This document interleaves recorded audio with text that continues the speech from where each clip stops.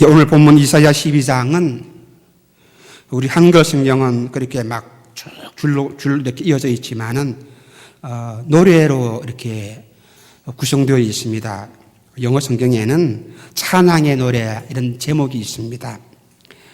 이 본문 말씀은 출애굽기 15장에 나오는 모세의 노래, 모세와 미리암의 노래와 아주 비슷합니다. 이스라엘 백성들이 출애굽을 할 때에 가장 위험한 순간은 바로 홍해를 건너기 그 전입니다. 앞에는 인간의 힘으로 건널 수 없는 그런 홍해가 놓여 있습니다. 뒤에는 애굽의 군대가 많은 병거를 이끌고 추격을 해오고 있습니다. 이런 상황 객관적으로 우리가 보게 될 때에 이스라엘 백성들은 이 홍해 앞에서 절대 절망의 그런 순간이었습니다. 그런데 보세요. 우리가 아는 것처럼 하나님께서 이스라엘 백성들에게 놀라운 일을 행하였습니다.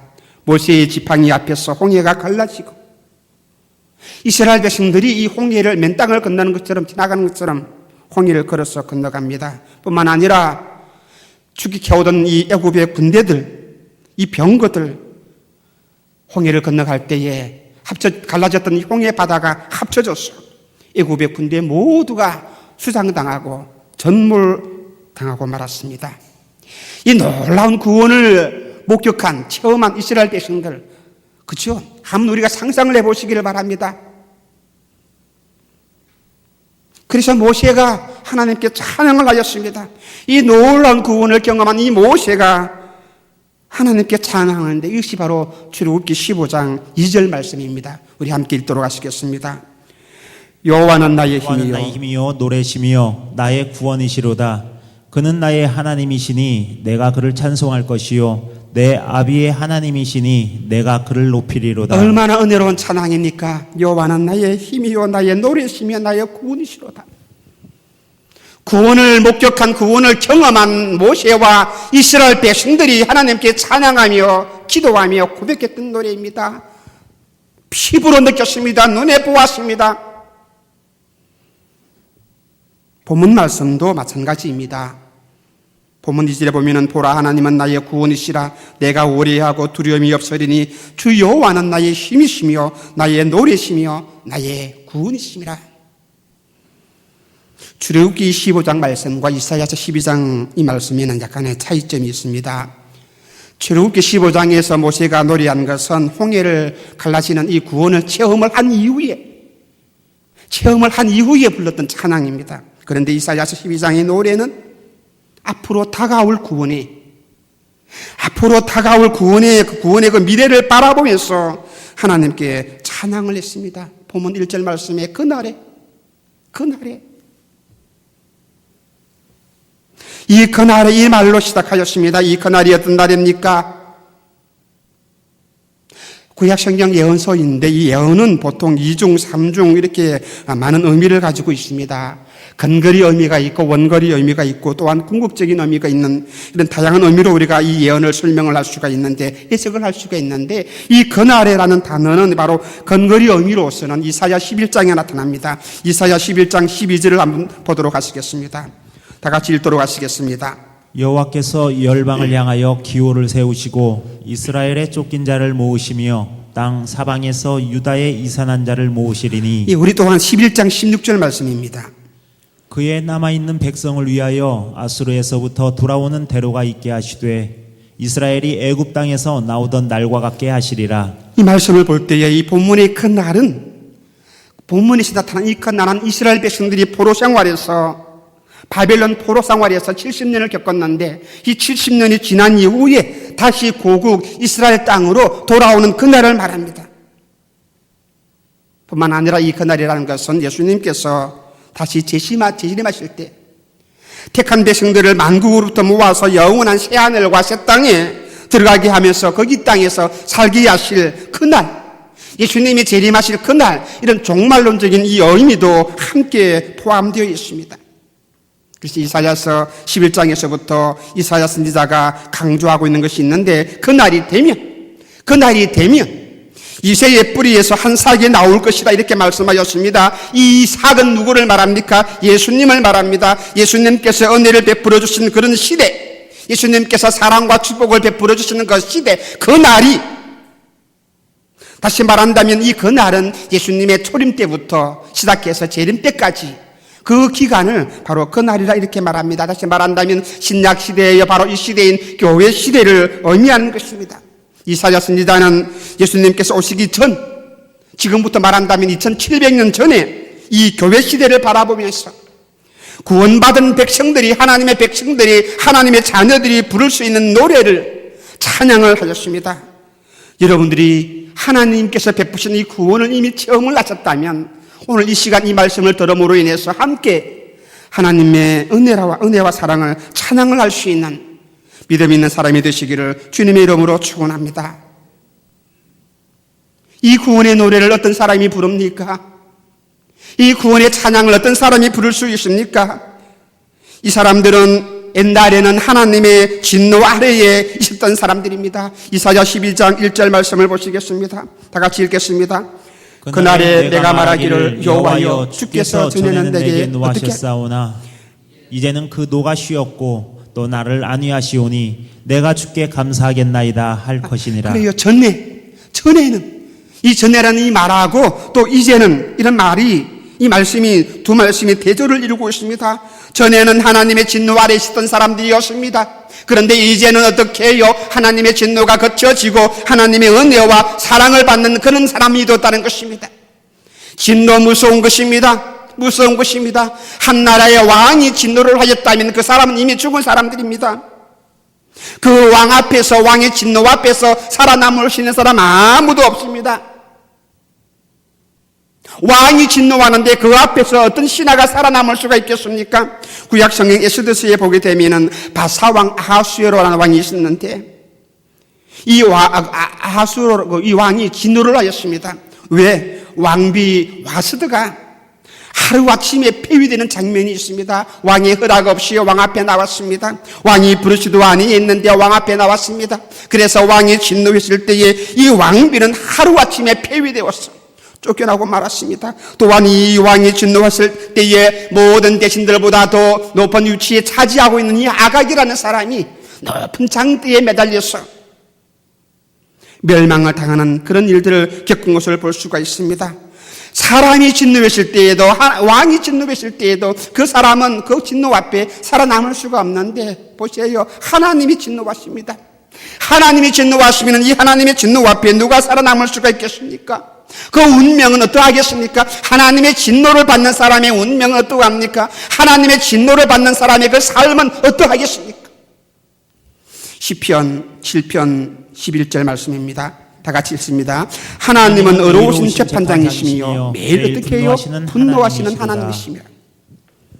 왜 하나님이 매일 진노하십니까? 왜 하나님이 매일 분노하십니까? 왜 그렇습니까? 왜 하나님이 진노하십니까? 내가 하나님 뜻대로 살지 않았다 그 말입니다.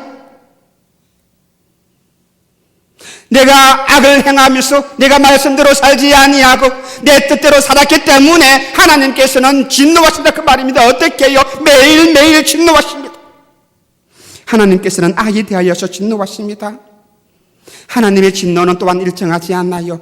하나님의 진노는 사이고 증가하는 특징이 있습니다. 로마서 2장 5절 말씀을 보시기를 바랍니다. 로마서 2장 5절 말씀에는 이렇게 말합니다. 하나님의 의로우신 판단이 나타나는 그 날에 이 말 진노를 네게 쌓는도다 그랬습니다.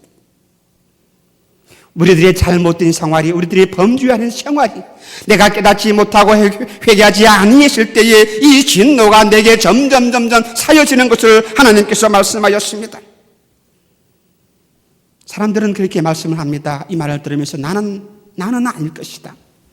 나는 내 자신만큼만은 이 하나님의 진노와 무관하다 그렇게 생각합니다. 무관하다 그렇게 생각합니다. 유대인들도 그렇게 생각했습니다. 이 유대인들도 우리는 하나님의 백성인데, 하나님의 손님인데, 우리는 율법을 가지고 있으니까, 우리는 매일 하나님께 기도하니까, 우리는 매일 하나님의 성전에 나와서 예비하니까 하나님의 진노가 내게 있지 아니할 것이라.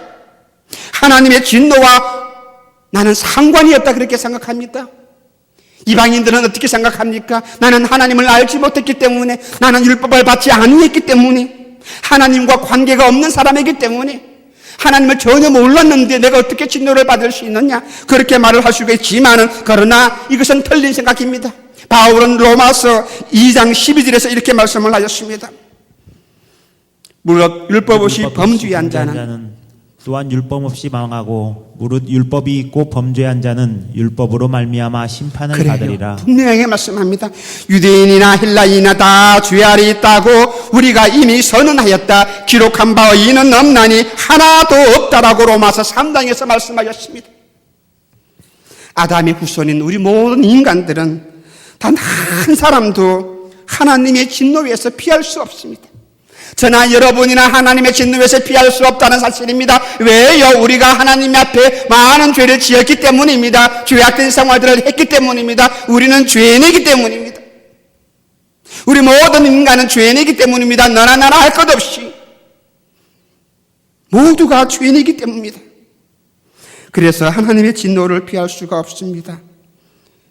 예수님을 믿은 지금 우리들도 그렇죠. 옛날에는 전에는 하나님의 진노 아래에 있었던 사람들이었습니다. 하나님이 진노하시면 이 결과는 무섭습니다. 우선 현세에도 무슨 결과를 가져옵니다. 이스라엘 백성들이 하나님의 진노를 받아서 바벨론으로 포로로 끌려갔습니다. 하나님의 백성이에요. 하나님의 백성이에요. 하나님께서 가나안 땅으로 이끌어온 백성이에요. 하나님이 인도하셨던 백성입니다. 매 시간마다 몇 때마다 만나를 주시고 반석에서 생수를 내어주시고 시시때때로 하나님께서는 먹이시고 입혔던 그 백성인데, 하나님이 진노하시니까 이 백성들도 어떻게 해요? 바벨론으로 포로로 끌려갑니다. 성전이 하루아침에 무너져 버립니다. 하나님이 진노하시니까.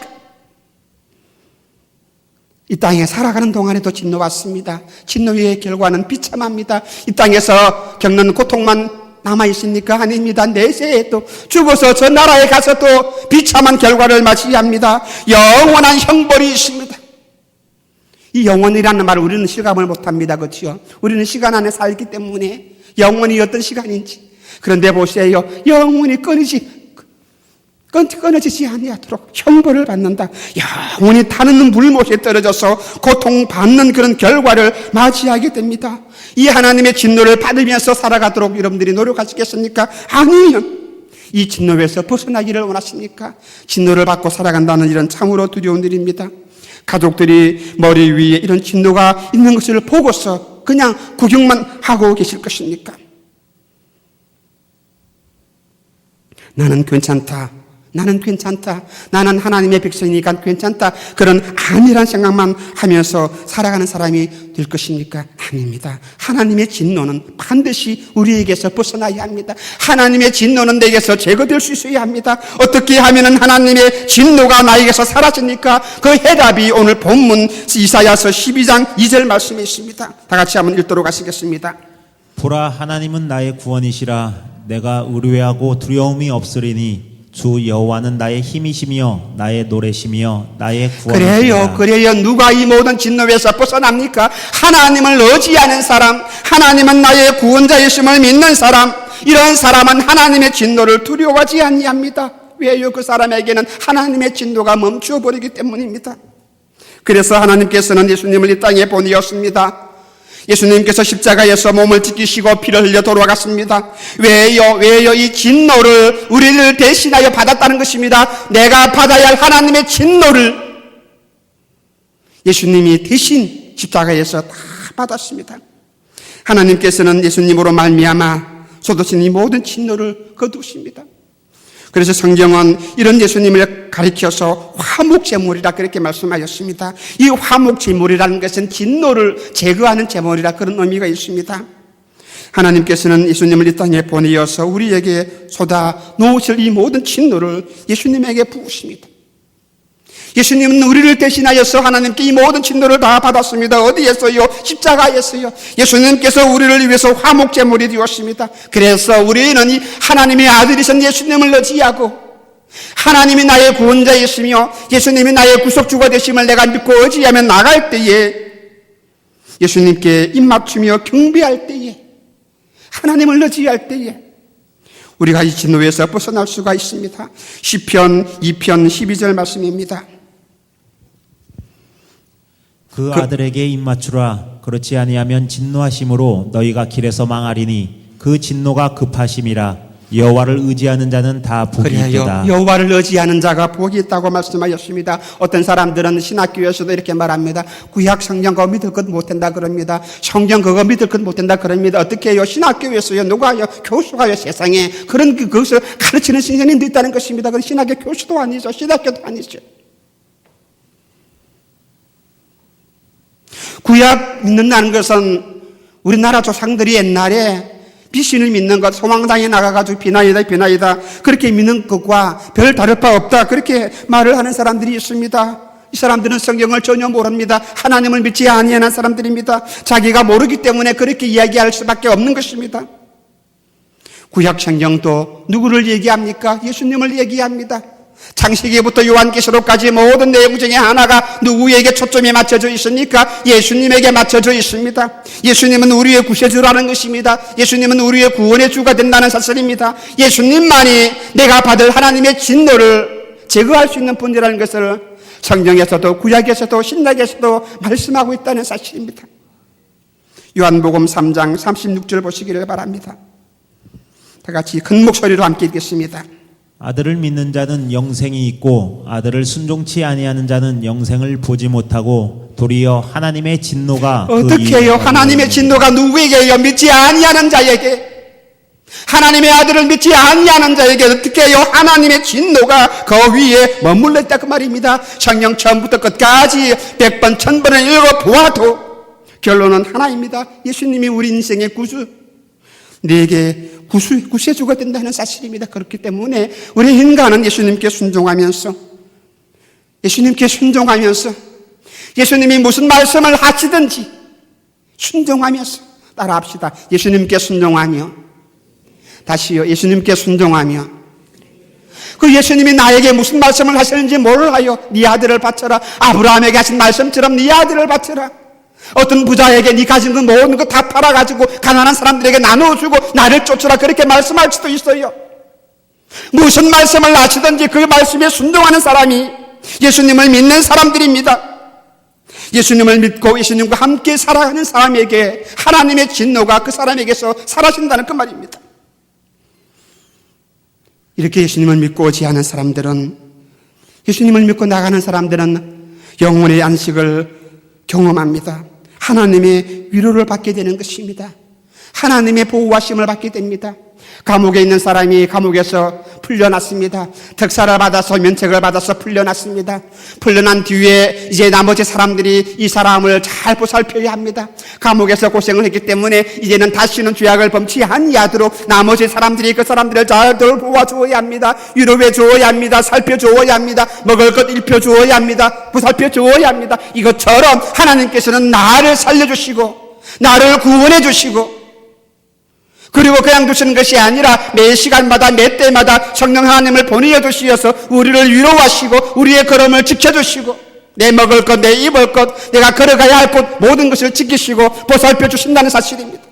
이런 하나님의 위로와 이런 하나님의 안식이, 이 하나님의 평안함이, 이 하나님의 자유함이 누구에게요? 하나님의 진노에서 벗어난 사람, 하나님을 구원자로 믿는 사람, 예수님을 나의 구세주로 믿는 사람에게 하나님께서는 약속해 주었다는 사실입니다.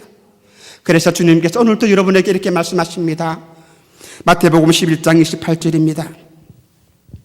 수고하고 무거운 짐진 자들아 다 내게로 오라. 내가 너희를 쉬게 하리라. 그래요. 우리는 이 죄악의 짐을 지고 갑니다.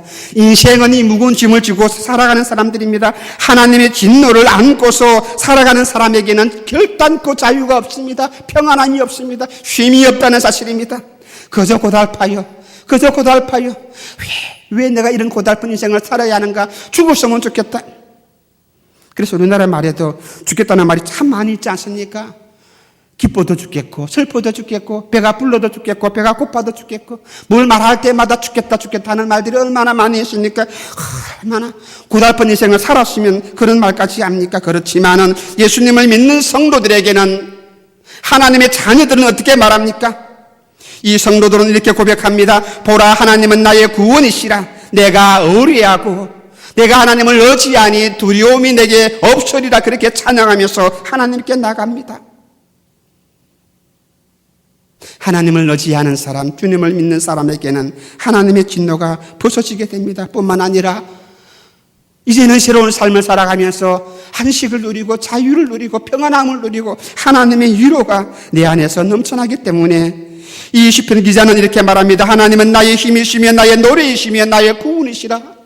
자유를 만끽했기 때문에, 구원을 경험했기 때문에, 하나님의 살아계심을 알았기 때문에 마음껏 소리 높여서 찬양한다는 사실입니다. 하나님의 진노가 우리에게서 부서져야 합니다. 구원의 노래를 부를 수 있는 사람, 하나님의 진노가 벗어났어 이 구원의 노래를 기쁜 마음으로 소리를 높여서 찬양할 수 있는 사람, 그런 사람은 앞으로 생활이 어떠해야 합니까? 하나님의 안식을 누리고 죄악의 짐을 벗어 던져버리고 자유를 누린 사람은 어떻게 살아야 합니까? 본문 말씀 3절에 그 답이 있습니다. 함께 보시겠습니다. 그러므로 너희가 기쁨으로 구원의 우물들에서 물을 기르리로다. 구원을 경험하였습니까? 자유를 만끽하였습니까? 하나님의 사랑을 경험하였습니까? 주님을 나의 구주로 믿고 있으니까 주님께서 말씀하실 때에 구원의 우물들에서 물을 기르라 그렇게 말합니다. 구원의 우물에서 매일매일 매 순간마다 물을 기르라 그 말입니다. 우리 인간은 물이 70%래요. 물 없이 살 수가 없습니다. 우리 육신도, 썩어져가는 육신도 살기 위해서는 물을 먹어야 하는데 우리 영혼도 우리의 생활도 이 물을 마셔야 한다는 사실입니다. 그래서 존 칼빈은 이 물이 누구냐? 예수님이라 그렇게 설명을 하였습니다. 요한복음에도 주님이 말씀하셨습니다. 4장 14절 말씀입니다. 요한복음 4장 14절 다 같이 한 목소리로 크게 읽도록 하시겠습니다. 내가 주는 물을 먹는 자는 영원히 목마르지 아니하리니 나의 주는 물은 그 속에서 영생하도록 솟아나는 샘물이 그렇습니다. 되리라. 왜 이 구원의 우물을 단수로 표현하지 아니하고 복수로 이렇게 표현합니까? 우물들이라 그렇게 말씀을 합니까? 이것은 예수님에게는 모든 것이 충만하다 그 말입니다. 조금 있는 우물이 아니라 그냥 찰랑찰랑한 우물이 아니라 넘치는, 차고 넘치는 구원의 우물입니다. 포도 사라지지 아니하는, 줄어들지 아니하는 그 우물입니다. 충만한 상태를 말합니다. 예수님 안에는 바로 이 예수님 안에만, 예수님께만 이 보일 수 있는 생명의 물이, 영생수가 넘쳐난다는 사실입니다. 골로새서 1장 19절 말씀입니다. 아버지께서는 모든 충만으로 예수 안에 거하게 하시고, 누구에 의해 모든 충만으로 누구 안에요? 예수님 안에 있다는 것입니다. 그래서 우리가 예수님 안에 나갈 때 예수님께 모든 것을 얻을 수가 있다는 사실입니다. 예수님께는 모든 것이 충만합니다. 예수님께는 모든 것이 충만합니다. 은혜가, 진리가 충만합니다. 말씀이 육신이 되어 우리 가운데 거하심에 우리가 그 영광을 보니 아버지 독생자의 영광이요 은혜가, 진리가 충만하더라 그랬습니다. 은혜를 사모하십니까? 예수님 안에 있습니다. 예수님께 간구하시기를 바랍니다. 예수님은 성령이 충만하신 분입니다. 누가복음 4장 1절 말씀을 보니까 예수께서 어떻게 해요? 성령의 충만함을 입어서 그렇게 말씀하셨습니다. 예수님에게 기쁨이 충만합니다. 내가 이것을 너희에게 이름은 내 기쁨이 너희 안에 있어 너희 기쁨을 어떻게 해요? 충만하게 하려 함이라 그랬습니다.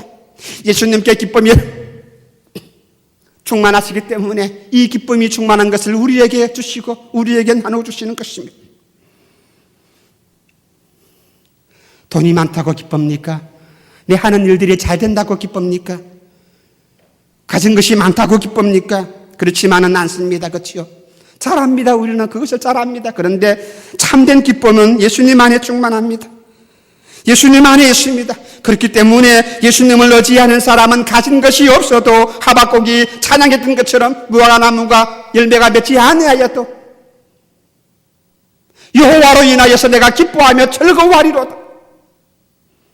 예수님의 충만한 기쁨을 나누고 가시면 우리가 기뻐할 수가 있는 것입니다. 예수님 안에 하나님의 영광이 충만합니다.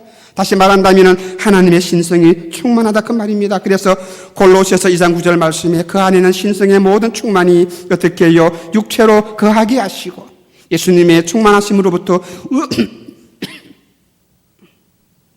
우리 모든 성도들도 이 충만함을 잊게 됩니다. 기쁨이 충만하고 감사가 충만하고 은혜가 충만하고 진리가 충만하고 능력이 충만하고 성령이 충만하고 이 모든 충만함을 누구에게로부터요? 예수님에게로부터. 구원의 우물들에서 물을 기르라. 예수님에게 나와서 간구하고 예수님을 통해서 기쁨을 얻게 되고. 요한복음 1장 16절 말씀을 보시겠습니다. 없습니까? 요한복음 1장 16절 말씀을 보게 되면 우리가 다 그의 충만한 데서 받으니 은혜 위에 은혜라. 예수님이 충만하십니다. 이 충만한 예수님께 우리가 간구하니 또 더 많은 은혜를 받을 수가 있습니다. 너희도 그 안에서 충만하여졌으니 그랬습니다. 예수님은 모든 것을 충만하게 하신 만유의 주인이십니다. 예수님 안에는 부족한 것이 아무것도 없습니다. 나눠주어도 충만하게 나차고 넘칩니다. 그래서 오병이어에서 주님은 무엇을 보여줬습니까? 떡 5개, 보리떡 5개, 물고기 2마리 떼어서 나눠주었는데도 충만합니다. 오히려 남은 것이 12광줄이에요. 은혜가 필요하십니까? 예수님께 나와서 기도하시기 바랍니다. 예수님께 은혜를 받으시기를 바랍니다. 지식이 필요합니까? 지혜가 충만하신 예수님께 이 지식을 간구하시고 치료가 필요하십니까? 하나님의 손길이 필요하십니까? 예수님께 나오시기를 바랍니다. 위로가 필요하십니까? 물질이 필요하십니까? 무엇이 필요하십니까? 기쁨이 필요하고 하나님의 위로가 필요하고 하나님의 손길이 필요하십니까? 예수님께 나와서 구원의 우물에서 물을 기르라. 충만하신 포내어도 줄어들지 아니하는 사라지지 아니하는 이 구원의 우물에서 물을 길어 올릴 수 있는 여러분이 되시기를 주님의 이름으로 축원합니다. 그렇다면 우리가 어떻게 하면 이 물을 기를 수가 있습니까? 물을 기를 수 있는 방법을 오늘 본문에서 말씀해 주었습니다. 이사야 12장 4절에서 6절 말씀입니다. 다 같이 큰 목소리로 우리가 한번 읽도록 하시겠습니다. 그날에 너희가 또 말하기를 여호와께 감사하라. 그 이름을 부르며 그 행하심을 만국 중에 선포하며 그 이름이 높다 하라. 여호와를 찬송할 것은 극히 아름다운 일을 하셨음이니 온 세계에 알게 할지어다. 시온의 검이나 소리를 높여 부르라. 이스라엘의 거룩하신 자가 너희 중에서 크심이니라 할 것이니라. 그래요. 물을 기를 수 있는 사람은 그 생활은 감사하라. 그날에 너희가 또 말하기를 어떻게 해요? 여호와께 감사하라. 구원을 경험하지 못한 사람의 특징이 무엇입니까? 항상 불평입니다. 항상 원망입니다. 짜증입니다. 수근거립니다. 그러나 하나님의 구원을 아는 사람은 감사합니다. 주신 자도 여호와시요 가져가시는 자도 여호와시니. 욥이 그렇게 고백하지 않았습니까? 돈을 벌어서 부자가 되어도 감사하여, 명예를 얻어도 감사하여, 인기를 얻어도 감사하여, 자식이 잘 되어도 감사하여, 내가 넘어져도 감사하여. 감사입니다. 감사하는 사람들입니다. 누구에게요? 하나님께 감사합니다. 감사할 수 없는, 감사를 모르는 사람들은 왜 그렇습니까? 감사의 대상을 알지 못하기 때문입니다. 그러나 구원받은 사람들은 아무리 어려워도 슬퍼도 낙심이 되어도 그래도 하나님께 감사합니다. 왜요? 하나님이 나의 구원자이심을 믿기 때문입니다. 하나님이 나의 구원자이심을 믿기 때문에 감사합니다. 지금 내가 절망 중에 있다 할지라도 하나님이 나를 일으켜 세워주시고 하나님이 나를 살려주실 것을 믿기 때문에 그래도 하나님께 감사하는 것입니다. 감사의 조건을 찾아서 감사합니다. 누가요? 우물물을 길어내는 사람들은. 그래서 구원받은 사람의 특징이 감사입니다. 감사함으로 예수님의 충만한 데서 물을 길어 올리시기를 바랍니다. 또 더 나아가서 그 이름을 부르라 그랬습니다. 4절 중반을 보게 되면 어떻게 해요? 그 이름을 부르라. 누구 이름을요? 경복의 이름이 아니라 예수의 이름을 부르라. 하나님의 이름을 부르라 그 말입니다. 따라합시다. 예수의 이름을 부르라. 그래요. 하나님의 이름을 부르라 그 말입니다. 이 말은 무슨 말입니까? 기도하라 그 말입니다. 이름을 부르라 그 말은 하나님께 기도하라 그 말입니다. 하나님께서 우리에게 필요한 모든 것을 주시는 분이기 때문에. 그런데 어떻게 해요? 기도를 통해서 주신다는 것입니다. 거저 주시는 것이 아니라 기도를 통해서 주신다는 사실입니다. 기도가 하나님이 주시는 방법입니다. 기도하면 주시고 기도하지 않으면 주지 않는다는 것입니다. 그래서 야고보는 말합니다. 너희가 얻지 못하면 구하지 아니하며 구하여도 얻지 못한 것은 욕심으로 살려고 잘못 구함이라. 얻지 못하면 어떻게 해요? 구하지 아니하며 기도하지 아니하며 누구에게 기도합니까? 주님께 기도합니다. 하나님께 기도해야 합니다. 그 이름으로 기도하라 그 말입니다. 여러분에게 필요한 것이 무엇이십니까? 기쁨이 필요합니까? 물질이 필요합니까? 우물물이 필요합니까? 주님의 이름으로 하나님께 나가서 간구할 수 있는 믿음의 사람이 되시기를 바랍니다. 기도를 하자 그러면 힘든 일로 어려운 일로 생각하는 사람들이 많이 있고 부담을 느끼는 사람들이 들어 있습니다. 부담을 느끼지 마시기를 바랍니다. 필요한 것을 달라고 하는데 우리가 부담을 느낄 필요가 전혀 없습니다. 그저 어린아이가 부모님께 이야기하듯이 하나님 살려주세요. 하나님 살려주세요. 하나님 건강 주시기를 바랍니다. 돈이 필요한데요. 얼마가 필요한데요. 지금 채워주시기를 바랍니다. 빵이 필요해요. 내 아이에게 이것이 필요해요. 하나님께 그저 욕심을 가지고 구하는 것이 아니라 하나님 내게 기쁨을 주세요라고 우리가 기도만 하기만 하면 됩니다. 무엇 때문에? 우리가 예수의 이름으로 기도하기 때문입니다. 그래서 은혜 위에 은혜를 받아서 충만하게 될 것입니다. 야고보의 말씀처럼 우리 성도들이 필요를 채우지 못한 것은 무엇입니까? 기도를 안 했기 때문입니다. 반면에 기도를 했는데도 받지 못하는 것은 욕심 때문입니다. 정욕 때문입니다. 잘못 구했기 때문입니다. 잘못 기도했기 때문에 내가 받지 못하는 것입니다. 그래서 내가 제대로 기도하기만 한다면 먼저 그의 나라와 그의 의를 간구하라는 주의 말씀처럼 우리가 하나님께 제대로 기도하기만 한다면 하나님께서 반드시 채워주십니다. 또 더 나아가서 하나님의 행하심을 선포할 때에 구원의 우물물에서 물을 길어 올릴 수가 있는 것입니다. 하나님의 행하심이 무엇입니까? 하나님의 행하심을 너희에서뿐만 아니라 만국 중에 선포되어야 합니다. 5절 말씀에 여호와를 찬송할 것은 극히 아름다운 일을 하셨습니다. 온 세계에 어떻게 해요? 알게 할지어다.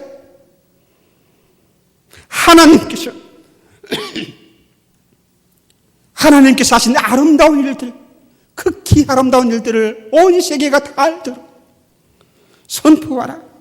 만국 중에 선포하라. 이것이 바로 선교 아니겠습니까? 전도 아니겠습니까?